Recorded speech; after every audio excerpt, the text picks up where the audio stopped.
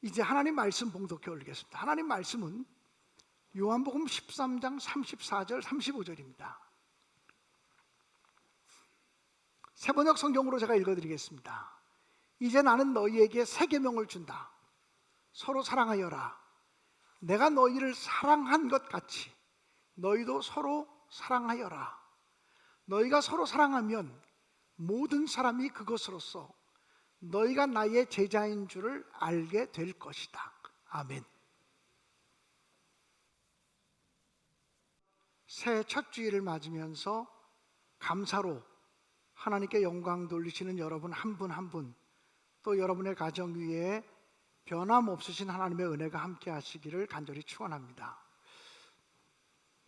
어떤 청년이 강 두 개에 앉아서 흘러가는 강물을 바라보며 옆에 돌멩이가 있어서 돌멩이 하나씩을 집어서 강에 던지기 시작했습니다. 하나, 둘, 셋. 계속해서 시간 날 때마다 돌멩이를 들어서 강에 던졌습니다. 그러다 보니까 어느새 날이 밝아오기 시작했습니다. 옆을 보니까 마지막 돌멩이가 있는 것 같아서 마지막 돌멩이 하나를 들어서 던지려고 하다가 이렇게 바라보니까 이게 돌멩이가 아니고 금덩어리인 것을 알게 되었습니다. 자기가 금덩어리인 줄도 모르고 강물에 계속 던져버리고 있었던 것입니다. 우리는 지금 2025년도라고 하는 흘러가는 강의 둔덕에 앉아서 황금 하나하나를 쥐고 있는 것과 똑같습니다. 우리 옆에는 365개의 금덩어리들이 놓여 있습니다. 하루하루가 금과 같이 귀하고 아름다운 시간들인 줄로 믿습니다. 그 하루하루의 시간들에게 의미를 부여하며 살아간다면 금과 같이 귀한 시간들이 되어질 것이고, 의미를 주님 앞에서 바르게 부여하지 못하고 살아간다면 참 의미 없는 시간들로 낭비되어지고 말 것입니다. 시간은 모든 사람들에게 공평하게 24시간씩 하루에 주어집니다. 에베소서 5장 말씀에 보면 세월을 아끼라, 때가 악하니라고 말씀하고 있습니다. 세월을 아끼라고 하는 이 말은 시간을 아끼라고 하는 말이기도 하지만 기회를 선용하라고 하는 말입니다. 하나님이 주신 시간은 하나님이 우리에게 주신 또 한 번의 기회라고 하는 것입니다. 기회를 놓치지 말고 기회를 선용하심으로 하나님께 영광 돌리시는 우리 모두가 되어지기를 주님의 이름으로 간절히 축원합니다. 2025년도를 출발하며 금년도 우리 교회는 처음 사랑으로 다시 세상으로라고 하는 표어를 걸고 출발했습니다. 주님께서 우리에게 보여주신 처음 사랑을 가지고 세상을 향해 나아가는 선교적인 공동체가 되자는 것이 금년도 우리 교회의 목표이고 지향점입니다. 우리 교회는 금년 4월 25일 창립 70주년을 맞이하게 됩니다. 창립 70주년을 맞으면서 우리 주님께서 우리에게 보여주신 처음 사랑을 가슴에 품고 주님의 마지막 명령인 선교 명령에 순종하는 그런 가정이요 성도요 교회가 되어질 수 있기를 주님의 이름으로 간절히 축복합니다. 사랑하는 여러분, 그것이야말로 바로 주님의 제자가 되는 삶을 살아가는 것입니다. 제자라고 하는 말은 학생이라고 하는 말과 다른 개념입니다. 예를 들면 피아노를 배우는 학생이라면 피아노 학원 또는 피아노 교습소에 가서 피아노 선생님을 통해서 피아노를 칠 수 있는 기술을 연마하는 것입니다. 그러나 우리가 주님의 제자가 되었다는 말은 성공할 수 있는 기술을 배우거나 처세술을 배우는 것이 아니라 주님의 인격과 주님의 삶을 배워가는 것이고 주님의 신앙 인격을 닮아가는 것을 의미하는 것입니다. 그러므로 제자가 되어진다는 것은 우리의 스승 되시는 주님을 통해서 그분의 말씀과 그분의 교훈뿐 아니라 그분의 삶과 그분의 희생과 그분의 삶의 모든 것을 닮아가는 것을 의미하는 것입니다. 다시 말하면 제자가 되어진다는 것은 작은 그리스도가 되어지는 것이고 주님을 닮은 사람으로 변화되는 것을 의미하는 것입니다. 금년 한 해 동안 우리 모두가 주님을 더 닮아가는 삶이 되어지시기를 주님의 이름으로 간절히 축복합니다. 그래서 우리의 평생의 신앙의 표고는 더욱 더입니다. 작년에도 또 재작년에도 주님을 닮아가는 삶을 살기 위해서 애쓰셨고 주님께 봉사하고 헌신하는 삶을 살기 위해서 애쓰셨지만 더욱 더욱 주님을 닮아가고 주님을 의지하고 주님을 신뢰하는 삶을 살겠다고 결단하고 다짐하는 새 첫 예배가 되시기를 주님의 이름으로 축복합니다. 사랑하는 여러분, 오늘 성경 본문으로 선택한 요한복음 13장 34절과 35절에 보면 우리가 주님의 제자라는 것을 세상 사람들로부터 다른 사람으로부터 인정받을 수 있는 표시가 있다고 말합니다. 정말 우리가 주님의 제자인지 제자가 아닌지를 증명해내는 증표가 있다고 말합니다. 그것이 무엇입니까? 오늘 요한복음 13장 34절에 보면 새 계명을 너희에게 주노니 서로 사랑하라고 말합니다. 내가 너희를 사랑한 것 같이 너희도 서로 사랑하라고 명령하고 있습니다. 이것은 날마다 우리에게 주는 새 계명이라는 거예요. 나 그거 알아. 그리고 지식으로 머물러 있어서는 새 계명이 되지 않는 거예요. 날마다 우리의 삶 속에 실천되어져야 되는 새 계명이 내가 너희를 사랑한 것 같이 너희도 서로 사랑하라고 하는 말씀이라는 것입니다.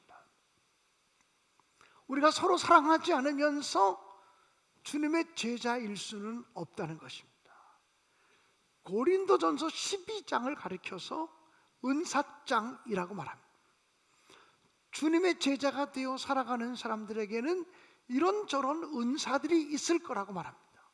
어떤 사람에게는 예언하는 은사, 어떤 사람에게는 방언하는 은사, 어떤 사람에게는 가르치는 은사, 어떤 사람에게는 찬양으로 섬기는 은사, 어떤 사람에게는 그 외에 다른 여러 가지의 은사들이 주어지게 된다는 거예요. 성령을 받으면 또 성령이 우리와 함께하면 우리가 주님의 몸된 교회와 하나님의 교회를 더 잘 세워갈 수 있도록 하나님이 여러 가지 형태의 재능들을 주시는데 그것을 은사라고 말하는 것입니다. 은사는 나를 자랑하고 나를 드러내기 위해서 주신 것이 아니라 주님의 몸된 교회를 잘 세우고 주님의 나라를 세워가기 위해서 주는 재능들이라고 말하고 있습니다. 그런데 고린도전서 12장 마지막 부분에 보면 너희는 더욱 큰 은사를 사모하라. 내가 너에게 더 좋은 길을 보이리라고 말씀하고 있습니다. 그리고 고린도전서 13장에 보면 사랑장이 시작되어집니다. 그러니까 고린도전서 12장과 13장을 연결해서 읽으면 가장 좋은 은사를 내가 너희에게 보이리라. 너희는 더욱더 큰 은사를 사모하라. 그것이 바로 사랑이라는 것입니다. 사랑의 은사보다 더 큰 은사는 없다고 성경은 이야기하고 또 고린도전서 13장 사랑장에는 사랑이 없으면 너희가 아무것도 아니니라 이렇게 말씀하고 있습니다. 그리고 오늘 성경 본문인 요한복음 13장 34절에 보면 새 계명을 너희에게 주노니 너희가 서로 사랑하라. 너희가 서로 사랑하면 이로써 모든 사람들이 너희가 내 제자인 것을 알게 될 것이다 라고 말합니다. 우리가 사랑하는 모습을 통해서 저 사람 주님의 제자로구나, 사랑하는 모습을 보니까 주님의 제자로구나, 이렇게 인정하게 될 것이라고 말씀하고 있습니다. 사랑하는 여러분, 주님께서 우리에게 보여주신 사랑이 어떤 사랑입니까? 내가 너희를 사랑한 것 같이 이렇게 말했거든요. 주님께서 우리에게 보여주신 사랑이 어떤 사랑입니까? 오랫동안 기다려주는 사랑이었습니다. 오래 참고 인내하며 기다려주는 사랑이었습니다. 그래서 사랑은 기다림입니다. 오랫동안 기다리는 것이 바로 사랑이라는 것입니다. 사랑은 용서이고 사랑은 덮어주는 것이기도 하지만 사랑은 징계이고 채찍질이기도 하다고 성경은 말하고 있습니다. 사랑은 공의를 포함하는 것이라고 성경은 우리에게 증언하고 있는 것입니다. 사랑은 말에 있지 않고 실천에 있습니다. 이 2025년도에는 말로 사랑하지 않고 실천할 수 있는 우리 모두가 되어질 수 있기를 주님의 이름으로 간절히 축원합니다. 사랑하는 여러분, 서로 사랑하려면 서로 격려하고 서로 축복해 주는 것이 무엇보다 가장 소중합니다. 불평하지 않고 원망하지 않고 서로 격려하고 축복하는 것이 중요합니다. 성경을 보면 마지막 때가 되면 사람들이 사랑을 잃어버리게 될 것이라고 말합니다. 그래서 그 사랑을 잃어버리지 말고 모일 때마다 사랑과 선행을 서로 격려하라고 말하고 있습니다. 우리 성도들은 일주일에 한 번씩은 교회에 와서 함께 만납니다. 물론 수요예배 오시는 분도 있고 금요 심야기 때 오시는 분도 있고 매일 새벽 나와서 말씀을 붙들고 기도하시는 분도 있지만 적어도 우리는 일주일에 한 번은 나와서 함께 예배하며 함께 하나님의 나라를 꿈꾸며 살고 있습니다. 모일 때마다 사랑과 선행을 격려할 수 있게 되어지기를 주님의 이름으로 축복합니다. 제가 예전에 읽었던 책 가운데 마음을 열어주는 101가지의 이야기라는 책이 있었습니다. 그 책에 보면 랍비의 선물이라고 하는 아주 작은 챕터가 있었습니다. 그 랍비의 선물이라고 하는 그 부분에 보면 어떤 수도원에 관한 이야기가 기록되어지고 있습니다. 어느 산골 마을에 수도원이 있었습니다. 이 수도원은 200년, 300년 된 아주 오래된 수도원이었고 적어도 200년, 300년 전에는 그 도시 전체에 영향력을 행사하는 수도원이었습니다. 많은 사람들이 찾아왔고 거기서 예수님을 닮아가겠다고 수도사로 헌신하는 사람들이 너무도 많았습니다. 근데 시간이 점점 지나면서 세상이 세속화되어지기 시작하면서 수도원을 찾아오는 사람도 없어졌고 수도사가 되겠다고 자원하는 사람도 점점 없어지게 되었습니다. 그 수도원에는 5명밖에 수도사가 남지 않았습니다. 한 사람은 수도원장이었고 4사람의 수도사가 마지막으로 수도원을 지키고 있었습니다. 그들은 모일 때마다 어떻게 하면 우리 수도원이 다시 옛날처럼 100년, 200년 전처럼 다시 부흥할 수 있을까를 이야기하고 궁리했지만 뾰족한 방법을 찾지 못했습니다. 어느 날 수도원 원장이 수도원 근처에 유대교 랍비가 피정하는 휴식처가 있는데 그 랍비를 찾아가서 이야기를 해보겠다고 말하면서 랍비에게로 갔습니다. 랍비를 찾아가서 수도원 원장이 얘기합니다. 저희 수도원이 200년, 300년 전에는 이 도시 전체에 영향력을 끼치는 굉장한 수도원이었습니다. 수도원이 북적거릴 정도로 수도사들이 날마다 헌신하는 수도원이었습니다. 근데 세월이 지나면서 이제 수도원은 쇠퇴하고 몰락해서 이제 저를 포함해서 5명밖에 안 남았습니다. 다 나이도 70 가까운 나이입니다. 이제 우리들이 죽으면 이 수도원 문을 닫아야 됩니다. 어떻게 하면 우리 수도원이 다시 부흥의 시대를 열어갈 수 있겠는지 방법을 좀 알려주십시오. 그러더니 유대교 랍비가 이렇게 말하더랍니다. 수도원뿐 아니라 랍비인 저에게도 성경을 배우러 오고 말씀을 배우러 오는 사람이 없습니다. 지금 세상은 옛날같이 사람들이 영적인 일에 관심을 갖지 않아서 말씀을 배우겠다고 찾아오는 사람이 없는 시대를 만나고 있습니다. 그러니 저라고 무슨 뾰족한 방법이 있겠습니까? 제 코가 석자입니다. 그래서 둘이 한숨만 푹푹 쉬면서 서로 신세 한탄을 냈습니다. 이제 그만 가보겠습니다. 그리고 수도원 원장이 일어나서 나오려고 하는데 유대교 랍비가 한마디를 툭 던집니다. 한마디 제가 해주고 싶은 말이 있는데요, 그 5명 수도사 가운데 메시아가 있는 것 같아요 라고 얘기를 했습니다. 유대교적인 이야기니까 여러분 그렇게 알고 들으십시오. 그 5명 가운데 메시아가 한 분 있는 것 같아요. 그래서 안녕히 계십시오 그러고 인사하고 수도원에 들어왔더니 다른 수도사들이 그 유대교 랍비를 만나니까 우리 수도원이 부흥할 수 있는 방법이 있다고 알려주었습니까? 아니, 그런 얘기를 나누지 못했다고.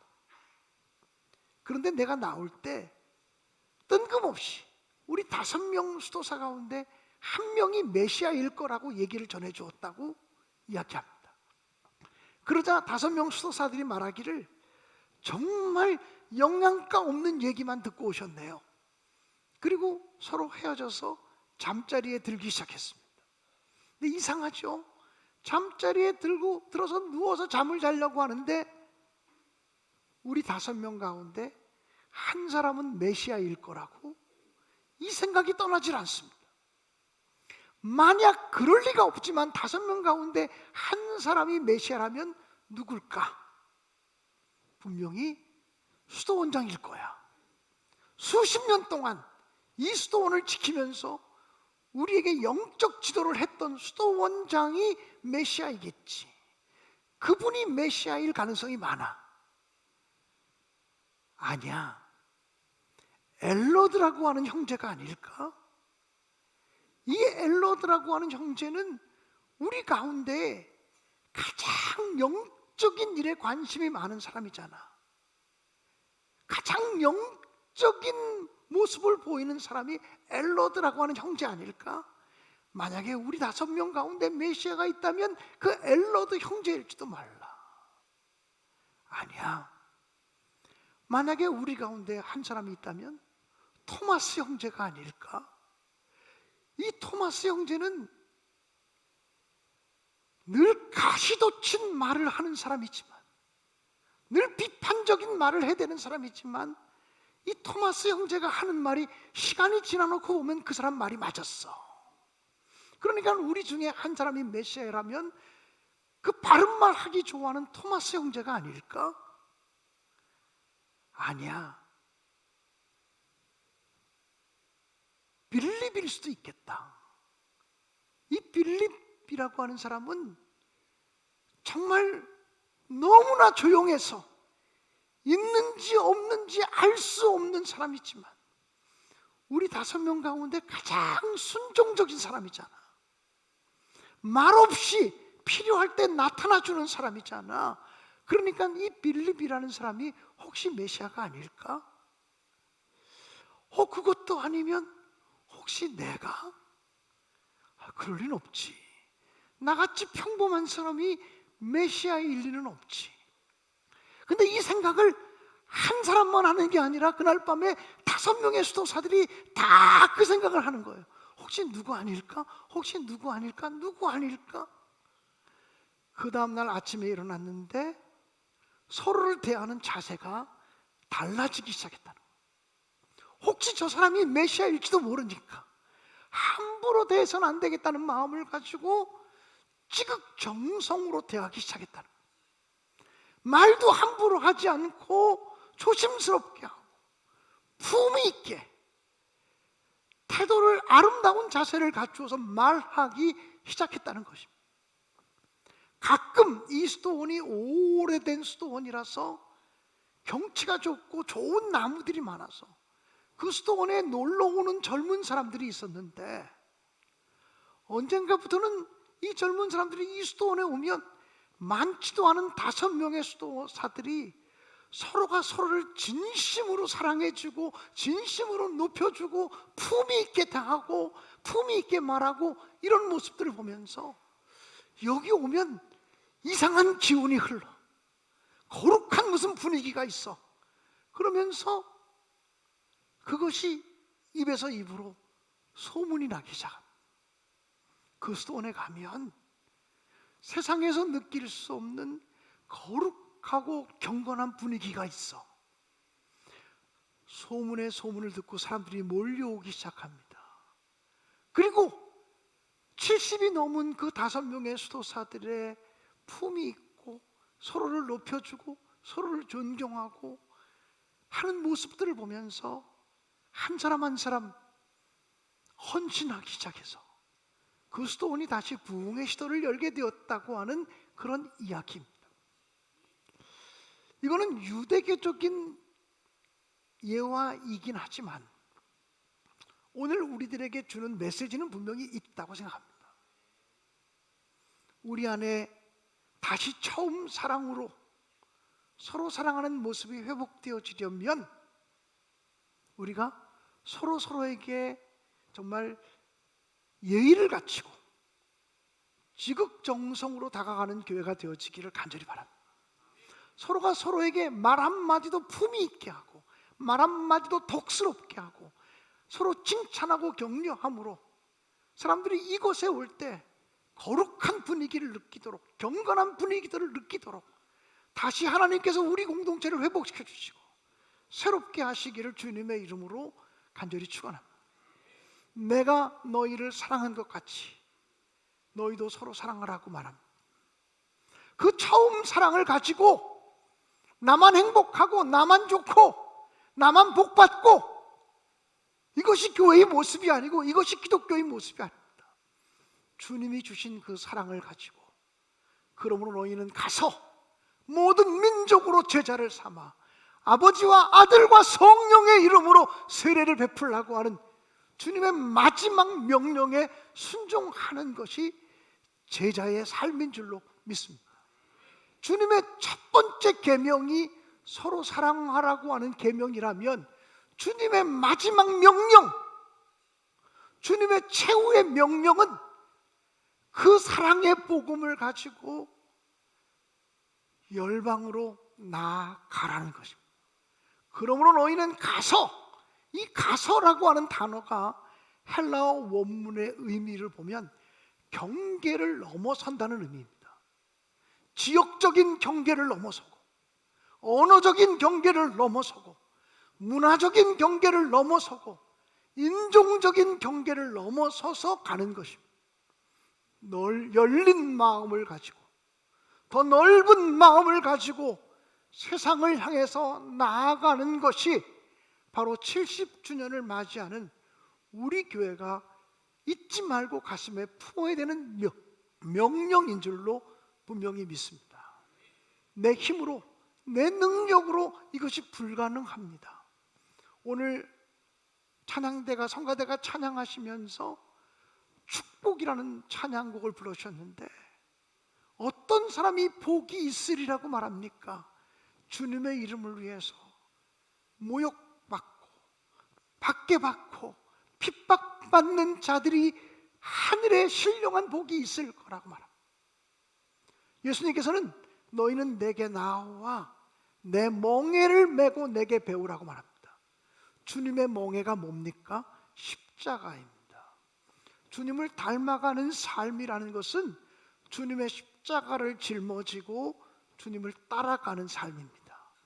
이 한 해 동안 내게 짊어져 주신 주님의 십자가를 내려놓지 말고 그 십자가를 짊어지고 주님을 따라가면서 처음 사랑으로 주님의 마지막 명령에 순종하는 우리 모두가 되어질 수 있기를 주님의 이름으로 간절히 축원합니다. 내 힘으로 안 되니 성령님의 선하신 능력으로 이 일을 감당할 수 있게 되기를 간절히 바랍니다.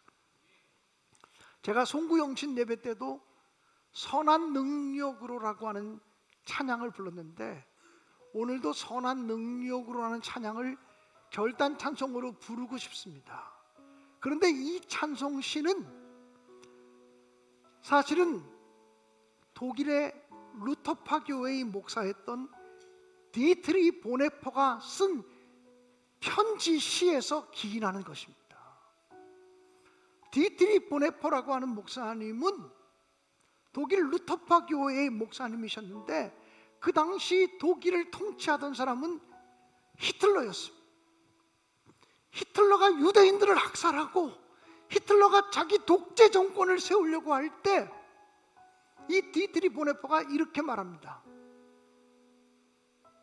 내가 목사라고 해서 미친 운전사인 히틀러가 차를 몰고 가는데 거기 다친 사람만 치료해주고 간호해주는 것이 목사의 역할일 수는 없다. 내가 그 차에 뛰어들어서 미친 운전사를 끌어내려서 그 차를 멈추게 하는 것이 목사의 사명이 아니겠는가. 그리고 이 디트리 보네퍼 목사님은 히틀러 암살단에 들어가서 활동하다가 게슈타포에게 체포되어서 독일의 감옥소에 갇히게 됩니다. 이 디트리 보네퍼 목사님은 그 당시에 가장 훌륭한 목회자이고 가장 훌륭한 신학자였습니다.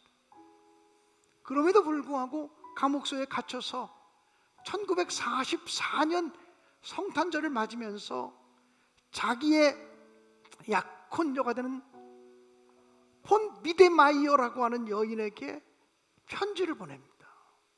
그 편지에 시를 가지고 독일의 피츠라고 하는 독일의 교회 음악가가 작곡한 노래가 바로 이 선한 능력으로라는 찬양입니다. 디트리 보네퍼 목사님은 1945년 4월 9일 연합군이 승리하기 얼마 전에 플로센비르크 형무소에서 교수형을 당해서 해방을 보지 못하고 처형당해 죽습니다. 39살 나이입니다. 그럼에도 불구하고 지금도 우리는 디트리 보네퍼 목사님의 삶을 존중하고 사랑하고 그분의 글을 귀중히 여깁니다. 그 디트리 보네퍼 목사님이 1944년 자기 약혼녀 폰 비데마이어에게 이런 편지를 보냈습니다. 제가 편지를 한번 읽어드리겠습니다. 선한 능력에 고요히 둘러싸여 보호받고 위로받는 이 놀라움 속에 그대들과 함께 오늘을 살기 원하고 또한 그대들과 함께 새로운 한 해를 맞이하고 싶습니다.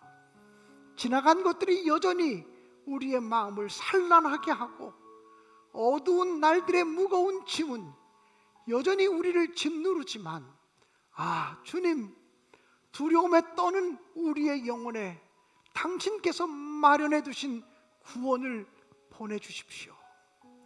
고난의 잔이 쓰디쓴 고통으로 넘치도록 채워진다고 할지라도 당신의 선하신 사랑의 손에서 두려움 없이 감사히 그 잔을 건네받겠습니다.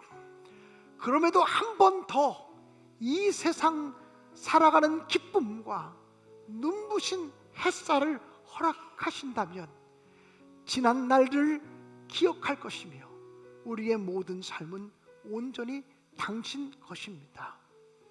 우리의 어두움 속으로 다가오신 그 촛불이 평온하고 따뜻하게 타오르게 하시고 우리를 다시 하나 되게 하십시오.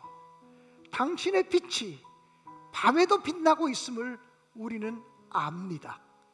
무거운 침묵이 깊어질 때면 우리 곁에 보이지 않는 이 세상에 가득한 당신 자녀의 찬양 소리에 귀 기울이게 하십시오. 선한 능력으로 놀랍도록 보호받고 있기에 의연하게 다가올 날들을 기대합니다.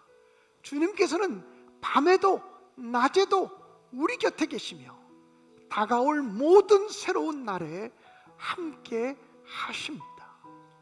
이 의연한 시를 가지고 독일의 음악가 피츠가 작곡해서 가사를 붙인 것이 지금 우리가 부르는 찬양입니다. 이 찬양으로 하나님의 선하신 능력을 신뢰하며 우리의 삶이 복잡하고 우리의 상황이 어둡고 참담해도 하나님의 선한 능력이 우리 교회에도 우리 가정에도 이 민족에게도 이 역사 속에 나타나기를 소망하며 찬양하겠습니다.